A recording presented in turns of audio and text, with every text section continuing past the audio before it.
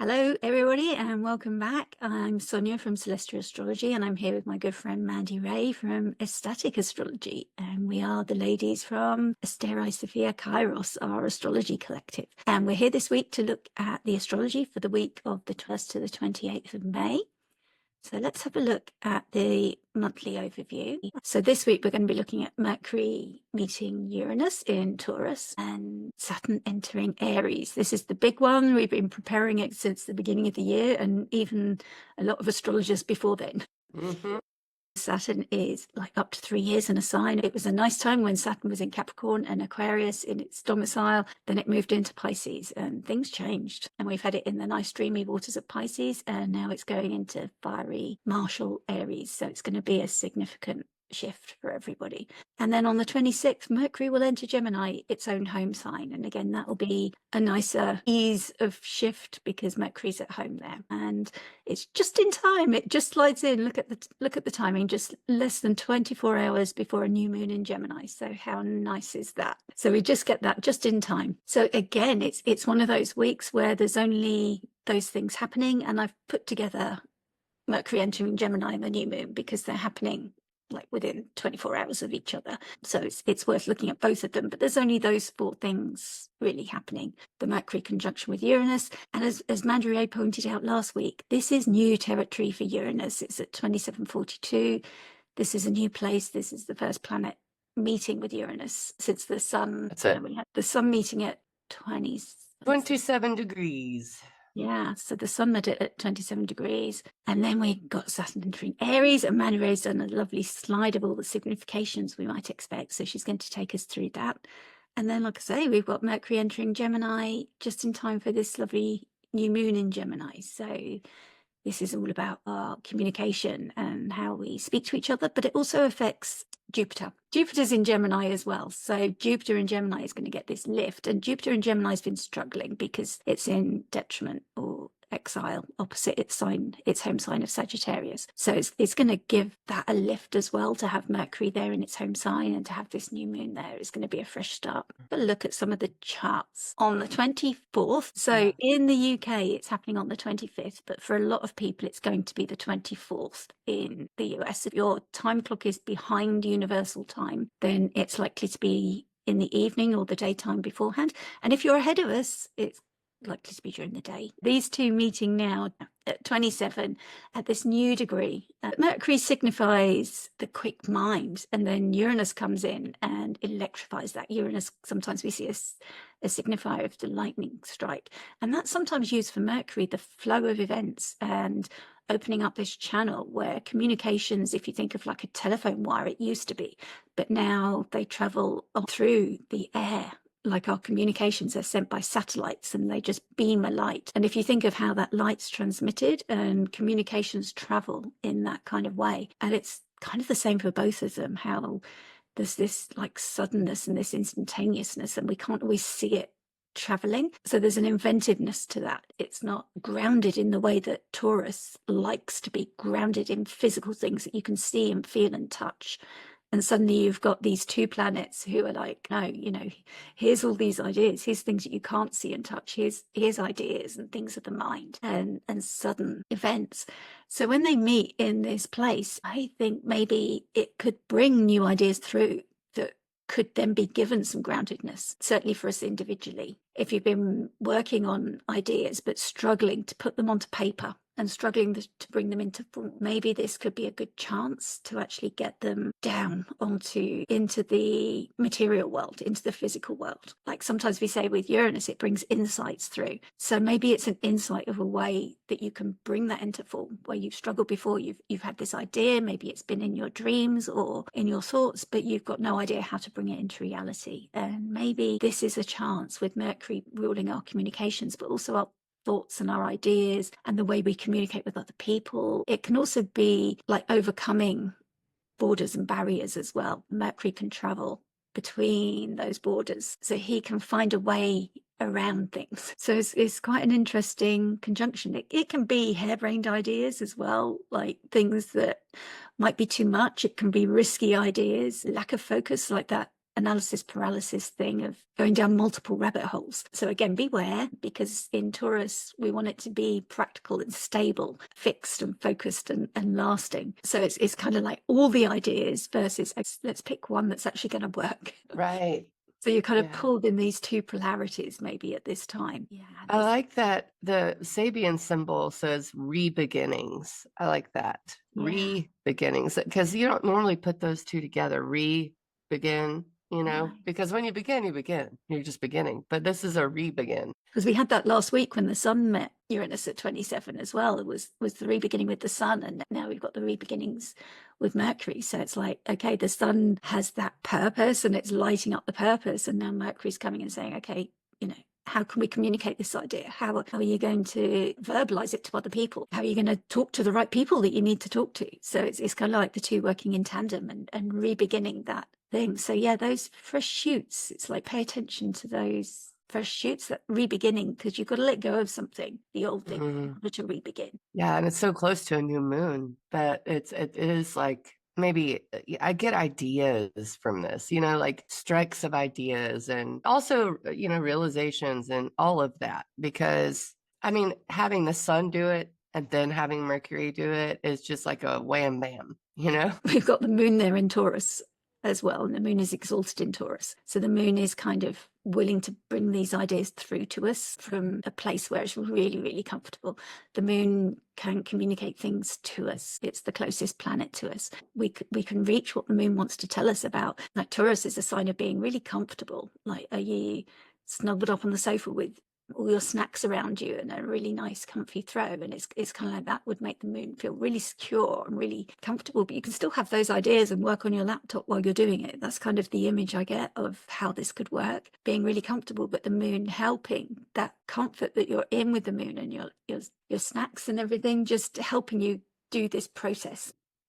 And it's also nice because Algol was there at 26 degrees and Uranus has now moved off that. So an Algol can be a really difficult star, but it can also be very creative. It's like Uranus is coming forward with the creative ideas that maybe it got from Algol, but because it's not right on that star, maybe there's less of a protectiveness or less of the difficulties that are associated with it. And maybe we can feel more of the benefic energy with the moon there. We're in Venus's sign.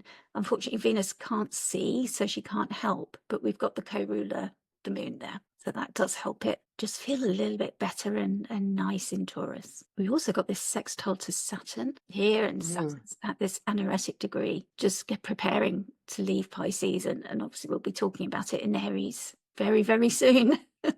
Coming up. But this 27, it's like within 2 degrees. Mercury's moving super fast. We were just talking about that, how fast Mercury, it's like it was only like a week or two ago we were talking about Mercury entering Taurus. I think it was the 10th, was it, that Mercury entered? So it's like really fast that Mercury's just zipping through Taurus. And Taurus is a place where you're supposed to linger and take your time. So that's right. It's quite strange that Mercury's like running through it. You see all these images of Mercury as the messenger, and he's kind of up on his toes, like running. And I kind of got that image of Mercury. He's on a mission to get to Gemini. He's got work to do there. Yeah, and get past Uranus. You know, it's like, yeah. It reminds me of The Labyrinth with David Bowie, that movie. And, you know, it's kind of like the bog of eternal stench, you know, because you could never tell when it would bubble up and do that thing. And that's kind of like Uranus right now. I think Mercury wants to get past the bog of eternal stench and move into Gemini. Too unpredictable. It's like he knows, don't want to linger here and enjoy the delights of Venus just right now. Yeah, and Venus is an Aries, you know, ruling this. And so it does have that active signature to it, that unpredictability almost gets added to with Venus in a fire sign, you know, because once Uranus moves into Gemini, it'll be ruled by Mercury, but it's for 7 years as a transit through a sign for Uranus. So for 7 years, it's been ruled by Venus, and Venus has taken on that Uranian nature with Uranus and Taurus. And finally, Venus is about to shed that, you know, and so this is, I suppose, probably going to be the last Mercury-Uranus conjunction in Taurus, at least for now. There may be another one next year. I'm not totally sure because it does retrograde, and then we'll have Venus hitting Uranus, and then Venus will be free of that Uranian shocks, you know? So that's really nice. Yeah, so that's July the 7th that Uranus will actually move into Gemini, into Mercury sign. And that's going to be interesting because Mercury moves even faster than Venus does. And it's a mutable sign. At least Venus here is a fixed sign. But here it's like really fast moving things happening once it does move in July. So true. So again, that's going to be another shift to expect. We also see like it's a whole sign, but it's at the tip again of this square to Pluto and Mars. They're separated now, comfortably apart, but still by whole sign. It's like it's not as intense as a degree-based square, but it's still those signs. In Hellenistic astrology, we're taught that the signs make the aspects because it's what signs see each other. So these fixed signs all see each other by square. So there is that square dynamic tension. Mars is asking Uranus and Mercury to do something to help Mars in Leo, and the same for Pluto in Aquarius. So what might these two be asking? One that's all about who am I? How do I show up in the world? And what do I need? And Pluto all about the collective and what does humanity need? Rearranging our structures in society. And this is the last Mercury-Uranus conjunction in Taurus, I checked. And it was the last Sun-Uranus conjunction in Taurus as well. So now I guess I would like to say on this date, because it's the last one, it's really a tap-in situation if you really want to utilize it. I like to think we can co-create with these transits, so hopefully it is a situation in which we can say, I'm really ready to change my mind on something. And I think that's a good way to go into this transit. Especially if you're getting tension from either of those fixed signs, because the fixed signs just don't like change. They like to sustain.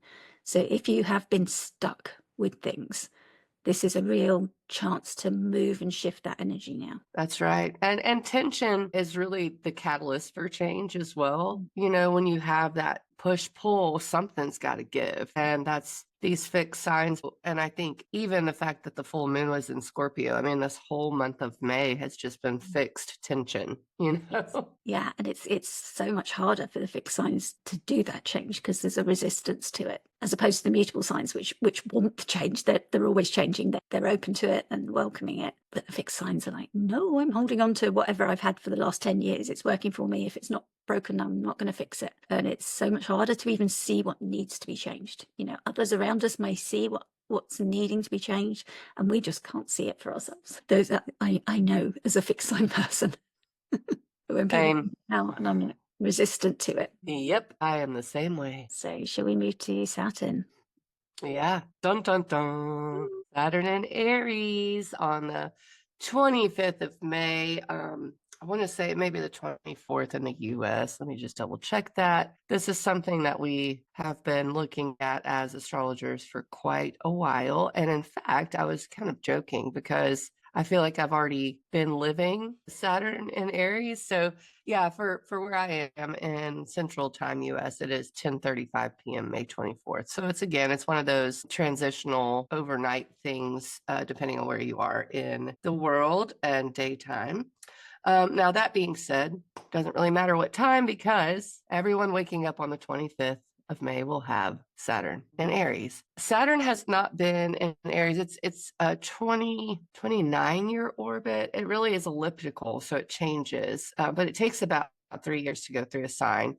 And it's been a while since it's been in Aries. I like to just 30 is a round number for Saturn. I really like to use it's just about 30 years ago that it was in Aries. Aries is the sign of the warrior. Aries is ruled by Mars, which is action and passion. And yes, when Saturn moves in Aries, Mars will be in Leo, another fire sign. But the thing with Saturn is structure and restriction and foundation. And I'd like to call Saturn the grandfather of the zodiac. It just feels like wisdom and mastery, but also you have to learn the lesson before you get the reward sort of deal. So with Saturn, moving into the sign of the warrior, it's not, how do I say this? It doesn't really like it. It's in detriment in Aries. So it doesn't like to be there because it's in this impulsive sign, and Saturn wants to kind of rein that impulsivity in, but it's not as strong as it could be. So, you have identity, you have authenticity coming to mind, you have independence, and the difference between independence and authority coming in with Saturn and Aries. Yes, here we go. The slide with the keywords. I figured we should talk about the overarching nature of it because, it is such a long transit. Saturn, it's the last planet you can see with the naked eye, really. I mean, I'm sure ancient people with the darkest skies could have seen Uranus, but it makes sense that Saturn is the boundary, And so it starts to get where Saturn takes a while to move. And you go, okay, it's not just about me. Saturn begins to bring in the collective. I think it's the last naked eye planet. And then you go, okay, then I can't see anything else. So courageous discipline and determination. I like that. That's a very positive way to put it. Courageous discipline and determination. Pioneering leadership, bold initiatives, mastering self-reliance and independence, constructive action and strategic planning, ambition with responsibility, innovative solutions with practical foundations, breaking new ground and taking risks. Now, that one to me is a little funny. I do think that that's what Saturn wants, but not without thought, not without consideration. And actually, that word comes from with the stars. That's what it means. Consider with the stars. I love that. So consideration is such a Saturn thing.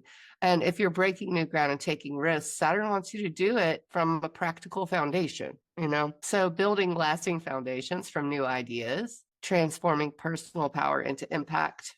It's a very leadership type of transit, I think, and it's going to bring out the leaders in everyone. Empowerment through adversity, initiating change, but with structure. All of these things are very Saturnian, but also Martian in nature. So you have to mix the archetypes here. But I love this Mark Twain quote, courage is not the absence of fear, but the ability to act in spite of it. So Saturn does tend to bring in, you see the obstacle, and it's like, if you can see that, a lot of times it will stop you in your tracks. I see this wall up ahead. How am I going to get past it?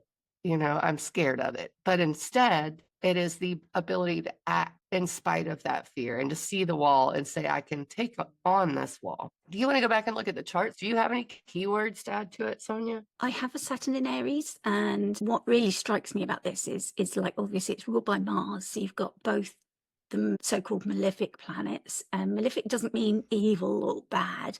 It just means that they tend to bring things that we don't like. So I can attest to the fact that Saturn has brought things that I don't like. But also, we have thought of Saturn going through Pisces as being like a cruise ship. Saturn moves slowly, he's the lord of time. And I think of him as like a cruise ship that he can't navigate quickly. It takes time. They have to plan their routes. They can't, if a smaller boat is in the way, it's the smaller boat's got to move.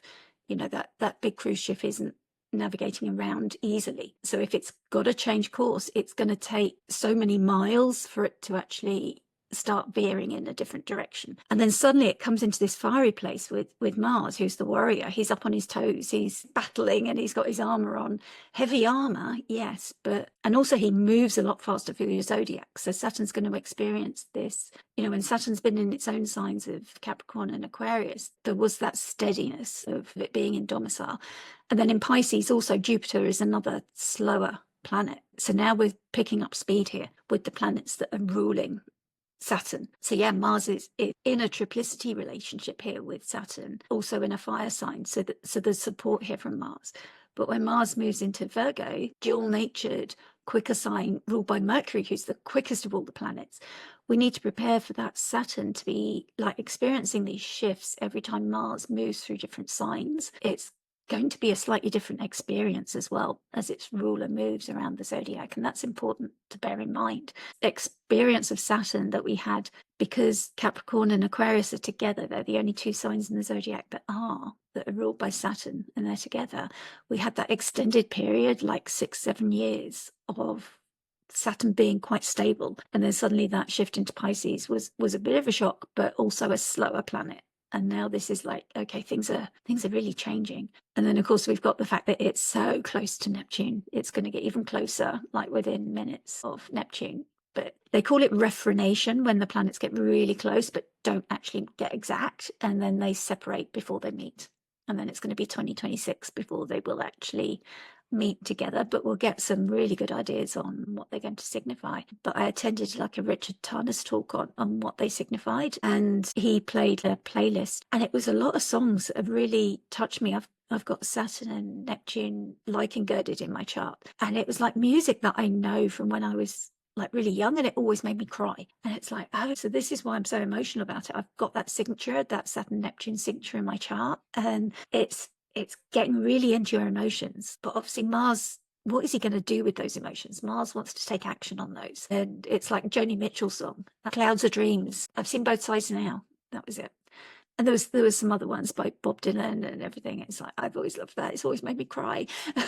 And I'm not always very emotional, and I don't always cry at songs, but like there's just those few that really touch you in the feels. And his whole playlist, I was like, and I could see that. I could, and I think it's going to be so interesting with Mars being the ruler. And luckily we're out of shadow and Mars won't be retrograde for at least a little bit. So I think with Saturn and the warrior's home sign it's reminding me of, they're building houses so fast now. And Saturn is such a structural planet, and it does rule time. And then you get it into a fast. I think with Saturn moving into Aries, and then further on, if we look in the future, Jupiter will be in Cancer and Uranus will be in Gemini. It feels like things are moving faster these days. And I think that makes sense with AI even, and a lot of times Saturn in Aries, I mean, you have to sort of think of war. I think that might be a good thing to kind of look at, because you have to innovate warfare whenever it comes to Saturn and Aries. And then you have Uranus moving into Gemini. And I think that could be something you see, some new ways of people fighting. And I know that that's uncomfortable, but I mean, it's Saturn. And unfortunately, Saturn brings in new structures, new foundations. The elephant in the room, Neptune's there. I mean, literally, Neptune's like the elephant in the room. Everyone's like, don't look at it. Don't look at it.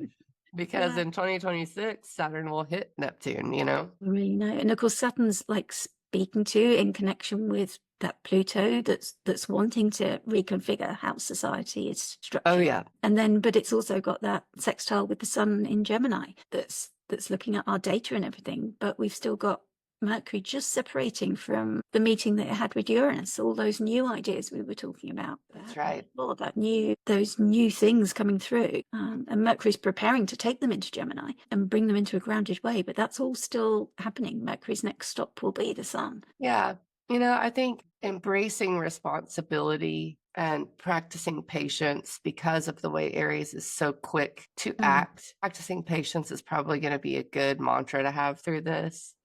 And also, maybe setting clear goals, because again, Mars is so quick to act. And with Saturn there, you want to have the goals before the action. And you're going to have to develop some resilience through this, because Aries is such an independent personal sign. And to have personal responsibility and resilience is going to be important. Strength, perseverance. And I think the last time it was in Aries would have been like 96 through 98. And if you can tap into that, and then 67 through 69, right? Because that's around when you were born. And if you can tap into that, and maybe go look up the history if this is something you're interested in, because I think of the late 90s, I was just about to graduate high school. And honestly, it felt like things were new and fresh in a way with Saturn and Aries. And I'm sure there were other transits going on around that time. And I think of the late 60s too. And I think of what was going on around then. And it was a lot of people acting out like, hey, quit, I guess, don't oppress me, man. That's what I get from it, because Saturn is a kind of oppression. And I mean, you can look at it that way. And Aries is me. Aries is how I act and what I'm passionate about. So you're probably going to have a lot of that, a lot of quit pushing your thumb on me, and a lot of those feelings. And so working with that nature before we get there is probably going to help. And I think that'll probably, Saturn Neptune will be a very big catalyst for that type of thing. It wouldn't surprise me if there was another summer of love, on this time. It would be nice to have a summer of love, wouldn't it? Another like Woodstock and Wouldn't it? Get all of those vibes going. That would, yeah. Can we book that in, please, rather than the war? Yeah, exactly. It leaves for Taurus in April 2028. And with regard to Neptune, when they meet next year in 20th of February, they'll meet at 0 Aries. So not quite. Yeah. Who's going to have to move back from where it is right now. Their last conjunction, Neptune and Saturn, was 13th of November 1989 at 10 Capricorn. Here we go. So yeah, that was a different vibe there to Aries. That's all, like as Mandi was saying, about the independence and who am I, and really leaning into finding that. Yeah. And I think like we were talking about just before we started recording, we're already getting that with Saturn at the anaretic degree of Pisces. I mean, we're recording this on May 15th, so we're still Saturn and Pisces right now while we're recording this, and we're tapping into Saturn and Aries, but I'm already hearing who am I from people, including my husband. My husband recently went through a job loss, and one of the things he said, I just have to find out who I am. And I was like, Saturn's moving in Aries. It is who am I? What is this structure? And so Saturn will retrograde back September 1st, I think, into Pisces through February. Yeah, September 1st. July is when it turns retrograde, but I haven't got the ingress. Yeah. So the ingress is September 1st, and then the next ingress is February 13th. So basically the winter, we're going to return to Saturn and Pisces. That's sort of how it feels, fall and winter. But for the summer, you get to flirt with the newness of Saturn and Aries. Yeah, it's interesting because like Saturn is tending to be cold and restrictive, and Mars heats things up, it burns and inflames. So sometimes people say, well, you think maybe that could cancel it out. But it's not. It's like this heat up, cool down, heat up, cool down. What are you doing that's heating up, cooling down? And trying to manage that process as well. Yeah, that's like forging. It reminds me of forging like a sword or something, because you do have to heat it up and cool it down to do that. And it's such a Martian idea, Yeah. And to get more information on that, we can look at where Mars is. Obviously Mars now in the fire sign. Yeah. It's the heat. That's the main thing that's happening. And then it's going to go into Earth. So, maybe that sword goes into the Earth, or, that process. But yeah. And then when it moves into Virgo, it's like the sword in the stone. You have to pull it out. Yes.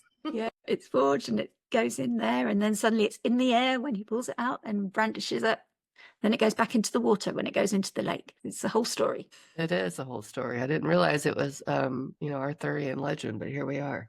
Yeah. How did that happen? I know. I'm gonna have to look now. I'm like, well, what is this? That's kind of a Saturn and Aries story. It really is, Knights of the Round Table. You have to structure the war. I like that. Yeah, that's how they brought the structure. That's how they appointed the king. That's right. Getting that sword out of the stone. I mean, the charts know everything, don't they? They do. They really do. But yeah, just that Aries area of your chart, which is the cardinal signs. So Aries, Cancer, Libra, Capricorn are those signs that are going to really feel the most of it. But also, if Saturn's your Lord of the Year, obviously if you're Aries rising. I'd say Scorpios too, because they're both Mars ruled. Probably good to look at your Scorpio area. Yeah. Anybody who's got like significant Mars ruled placements, I think everybody's going to feel it on some level, because it's such a big shift, especially coming from water into fire. It's like, that's quite dramatic as well. I just said one last thing. I noticed like Mars, when I was talking about the speed that Mars moves, Mars will retrograde. Its next retrograde isn't for 2 years. It will be in January 2027. It'll be in Virgo, which is obviously where we're experiencing the eclipses. So also there's like that theme of, okay, we're going to have instability and a churning up as the eclipses move through Virgo, Pisces. And then suddenly Mars is going to retrograde there, and that's going to be affecting Saturn in Aries as well. So it's going to be this extended process of, we're going to have the eclipses, and then we're going to have the Mars retrograde in January 27. So that Pisces Virgo area of our charts, and so the mutable areas and that cardinal area is going to be getting like these longer term shifts that the eclipses bring in, and then Saturn comes in afterwards, and Mars to sort of finish up the cleanup work to rebuild the structures as Mars does that retrograde, and it's informing Saturn. So that's kind of a time to watch out for as well, with Saturn in Aries. Yes, that is good knowledge to have. We'll go on to the new moon in Gemini. So this is a bit lighter, a little bit more fun. We've got this beautiful picture here from Nicola Allen from the Wild Way Oracle deck of the magpie, and he's blinded wearing his sovereign medallion. I don't know. I'm thinking of it as like maybe a talisman. Has it got a compass on it that's guiding him? I've got questions about this card. And we see Mercury, it's the 27th in London. So yeah, I always have the American dates in my notes. And then the event chart for London is the 27th at 4 a.m. in British Standard Time. So it would be 3:02 in Universal Time. So again, if you're behind us in the US, it would be the 26th, depending on how many hours you're behind the Universal Time. So this is the new moon in Gemini at 6 degrees and 05 minutes. And this is air. So we're getting this breath of fresh air now, this mutable air. It wants to change around. It's masculine. So it's masculine or yang, which means it's outward expression. And how that's also related to how fast it reacts. It's responsive. It's going to react fast. And it's also trining Pluto in Aquarius. It's like within this degree of engagement within the 3 degrees. But we also see Mercury, its ruler. Mercury would be burned up by the rays of the sun and combust this close to the sun. But because it's in Mercury in its own sign, we say it's in its chariot. So it's protected. It's like got a high level sunscreen on, if you like, and got a lot of protection from the rays of the sun. So it's kind of allowed into that throne room with the sun ready for its Cazimi with the sun, which is kind of nice. And obviously it's going to be approaching Jupiter in Gemini as well, who's been struggling, but I feel like all of this is going to give Jupiter a bit of a bounce and a bit of a lift. So if the Jupiter and Gemini significations have been giving you problems in that area of your chart, in the Gemini mutable area, you might find this new moon gives a fresh start, some fresh ideas and significations. My 12th house can use it. I can tell you that much. I really can use that. Yeah, my second house can. Jupiter in Gemini has been expensive for me. It's like not money flowing in, it's money flowing out. But hey, let's hope it's creating something that will change that. Yeah. So these mutable signs are like in the spotlight. So that is Gemini, Virgo, Sagittarius, and Pisces. So we've had these mutable signs. Obviously, the nodes are there, so the eclipses are changing things up. But the new moon just gives that dignity with Mercury there, and the sharing of information. Mercury is like the charisma, and like it's very social. You imagine a lot of people sharing a lot of information in a room. Mercury, the messenger, just taking all the information to lots of different people. Also trickstery. I get trickster from this too. So yeah, certainly. You've always got to check that information is correct and what tricks he could be playing. And the Decan co-rulers here are Jupiter and Mercury. So we see Mercury there. And the triplicity ruler is Mercury. So Mercury's just got a lot going on and a lot to say. And Mandi, you were going to say about the bounds of the moon as well. Yes. So there is 23 degrees, 28 minutes is the ecliptic. So sometimes planets and even the moon can float away from it. That's where the sun, the track of the sun is. So when something is above it, above that 23 degrees, 28 minutes, it's known as out of bounds. So out of bounds, planets or luminaries, because I don't want to call the moon a planet, it's a luminary, they can act more independently or more intensely. And I like to think of out of bounds as wild and crazy. That's what it makes me think of, you know? So when you have the moon out of bounds, then you have wild and crazy, more intense emotions. It's really just like forging your own path, right? So having a new moon with the moon out of bounds is really neat, I think, because it is like this new moon that's like a super fresh start. Your emotions and your mind are firing off with each other. And to have Jupiter in the same sign too is really, I think it's going to do a lot for cleaning up this area in some way. But the one thing that I found was interesting is not too long after this, June 1st, Mercury goes out of bounds. So then you'll have your mind being able to have these new ideas or wanting to just speak your mind. I think more Mercury is how you think and how you communicate.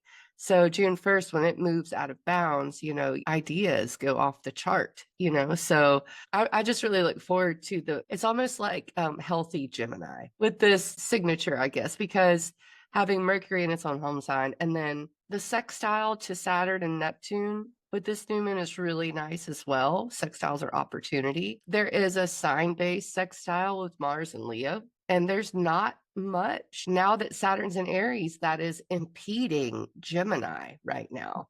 If anything, Gemini has a boost with Jupiter there. So This is a really, really nice new moon. I'm so looking forward to it. But yeah, out of bounds planets are something to look up if you're curious. And definitely if you're mutable. And I would even say if you have air signs, Libra, Gemini, Oh, Aquarius. Thank you. Gosh. I mean, and this is trine Pluto, maybe not to the degree, but Mercury is certainly approaching the exact trine. So, I mean, it's empowering, I think, for air signs. I like this. Oh, sorry, you said air signs. I was going in with mutables. Yeah, I did mutables too. I mean, I think mutables will have more of a depends on which mutable sign you are. You know, if you're Virgo or Pisces, this is going to be square your placement. And I think the squares are a little more tense to me. I think the oppositions are more like a mirror. So that would be Sagittarius. But for sure, the Virgos and the Pisces may have a little bit of adjusting to do to this. But I think the air signs, Aquarius, Libra, and Gemini are going to really receive a boost from the trine. Yeah, that's nice. And we see Jupiter there is like squaring the nodes as well. So that boost that Jupiter brings is somehow karmic and fated. It's like it's done all this hard yards, and it's like, oh, it's like this is what it's all been about, kind of thing. It's like, right. Okay, I get it now. And of course the full moon would illuminate, but a new moon is kind of dark. So it's like secret and hidden. So we won't know what that means yet, but maybe once the sun gets there, we'll get some insight. And the sun will also then be squaring the nodes. And that would light up what that Jupiter is learning as it's moving past the square with the nodes. Yeah, luckily it's not at the bending. I mean, it still really is, though. It's just only a couple of degrees. And I think when the sun gets there, it's always really important to look at the sign that's square to the nodes because it is the point of action, I think, you know. So we had the Pisces eclipses with the North Node during Pisces season and Virgo, obviously, but the sun was in Pisces. This is the first time we get to really take action on that topic. I want to say it was Dane Rudyard that called the first quarter square of the moon crisis in action. I like to look at the new moon square to the nodes as that as well. And when I say crisis, I don't mean like, you know, scary crisis. I mean, it's time for action is what that means. And I think here in Gemini is when we'll take action on it. And I can already tap into my own significations and go, oh yeah, I can see how that I will take action here to help me in the Pisces and Virgo areas. Yeah, it's like a turning point or an adjustment. So something's been initiated, but it's not going to stay exactly the same throughout that whole story of the moon's journey, returning back to the Pisces area. So it's like, okay, I've got to change that. You start being aware of what needs changing as the moon's moving more visible in its cycle. You start to be aware of what you've got to change and what you've got to do. So it's like where you're really called to take that action that's necessary, and you're kind of like forced to do it, which hence the word crisis. But as opposed to like in the early days, the thing is just developing on its own. It's just cooking nicely or growing nicely if you think of a new shoot. But suddenly, as it emerges, you become aware, okay, I need to weed around this, I need to water it, it needs support, it needs, you know, whatever it needs, whatever adjustments you need to make. And quite often, if you see it in a story, quite often when we look at astrological charts or something and you can see somebody's story and how it's progressed like that, you often see that there's a significant turning point. Okay, they started writing a book, but they changed publisher or something at that point. You know, it's not necessarily high drama, but there's always a shift somehow, which is like really interesting. I agree too. I mean, I like you said it's not always high drama. I like that, but there is a shift. Yeah. Yeah, so it's just look out for that shift or what's calling for you to take action that could be related to those Pisces Virgo eclipses that we had earlier. So the ruler Mercury, I see sextiling that Neptune Saturn. So I think you spoke about that already, didn't you? I just, you know, mentioned it, and sextiles are opportunity. So there's opportunity to understand how to build, I think,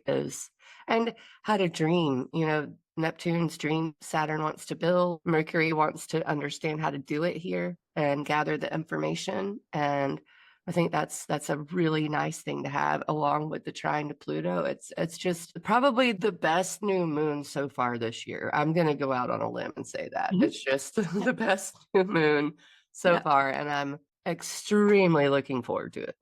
Yeah, because so far everything's been difficult. There's been problems and difficult things that we're looking out for, but this just has more ease in it, doesn't it? More, the sextiles and trines just bring more ease. Although I recently attended a workshop with Michelle Cabizier, and she was saying about how trines can also bring things that you can't avoid as well, even though it's the ease of it is just, okay, this is going to happen, as opposed to a square that needs you to take action, and action often involves decisions. But ease is just, okay, this thing is happening, whatever you do. So there's that to be aware of with trines, which was like an interesting thing to add to the way I look at them. That, yeah, there can be an opportunity there, but also sometimes just something's just happening. With astrologer Kira Ryberg has named the decan, this decan of Gemini 1, where it's falling, this Jupiter decan here, named it Curiosity, and Austin Coppock names it the apple, as in the apple that Adam and Eve was tempted by the snake to. So again, it is that curiosity of, what is this? We're in this garden, this paradise garden, but there's this poison apple that we just gotta try. It's that curiosity kills the cat. It's leaning into that Gemini curiosity of all the rabbit holes, and there's a little warning of caution there, I suppose, as well, if you're getting too curious. And in the tarot, it's linked to the 8 of Swords. So again, that's swords representing the mind and the mental activity as well, and some sort of battle with that as well, maybe some sort of internal battle, and leading into trusting yourself and your inner knowing with that. And we've got those keywords as well, those infinite possibilities of all those rabbit holes, but how that can in itself create analysis paralysis. I mean, I've found sometimes when there's too much choice, I don't end up making a decision. It's like all the NORWAC lectures. Sometimes there's so many and I can't decide. And even if I go to like my favorite astrologers or a topic or something, and it's like there's so many, and I save it in a tab, and I end up not buying. Whereas I might buy, if there's just one lecture from one favorite astrologer, I'll just buy it and watch it. But sometimes when it's just that overwhelming amount, you kind of end up not being able to make a decision. And then just that need, that's how we deal with it, is trusting this inner knowing. So this magpie who's blindfolded, he's just going to have to trust his own inner knowing and senses of where to go, which direction, where his shiny things are going to be. So it's using those other senses sometimes when there's an overwhelming amount of data coming at us, which there really is, and there will be more so with Mercury and Jupiter and the new moon in Gemini. It's like really getting clear on what we need from all those social media sites that we visit. What are they doing for us? What are we getting from it, rather than just spending days scrolling? It's like we're recreating that relationship we have with them now. And so the Wild Way card here obviously gives us those keywords, but talks about these infinite possibilities, and the Gemini 1 magpie having this extremely curious mind and loves to explore all these options. But sometimes this desire for multiplicity generates this overthinking and too many options, creating this analysis paralysis, and sometimes anxious thinking with all those swords as well, and sometimes creating that trap that comes from your own mind. And when this happens, we've got to remember to drop out of our head and that thinking mind and into your heart or into your body, and see where you're pulled, and use your intuition as well as your mind. And instead of ruminating and allowing the unhelpful thoughts to just run away with you, return to your center. Like being an air sign, maybe just remember that you can ground yourself. We've still got planets in Taurus. The air sign can't see Taurus, but Mercury does also rule this grounded sign of Virgo, and it's square. So you can take action by leaning into a little bit of Virgo. That's right. Make a list, check it twice. And that could be good advice if you find yourself a little bit overwhelmed with it. Do something a little bit Virgo, or even a little bit Pisces if you wanted to. And that could maybe help. So was there anything else you wanted to add there, Mandi? No, I think that's a really good round overview of the new moon. We will be back next week, looking at the 28th to the 4th of June. I'm Sonia from Celestial Astrology, and thank you so much to Mandi Rae from Ecstatic Astrology. I think I will be back with Krista, but it may be Mandi Rae. That's to be continued, because life is happening. We've had a difficult moon and things are happening. Thank you so much, Mandi Rae, for joining us. Do we have a word of the week? Yeah, I honestly, it's got to be related to this new moon. I think the new moon, and it's possibility, especially with Saturn and Aries. Yes, those new possibilities that are coming through, and an emoji for that. Oh, crystal ball. Yes. Okay, brilliant. Yeah. Because So many possibilities in the crystal ball. yeah, that's brilliant. Thank you so much, Mandi Rae. I hope you've enjoyed this. If you do, please like, subscribe, and comment on how your week's gone. And if you've experienced these new possibilities, if you can identify them, do share an emoji of a crystal ball. Thank you. Thank you.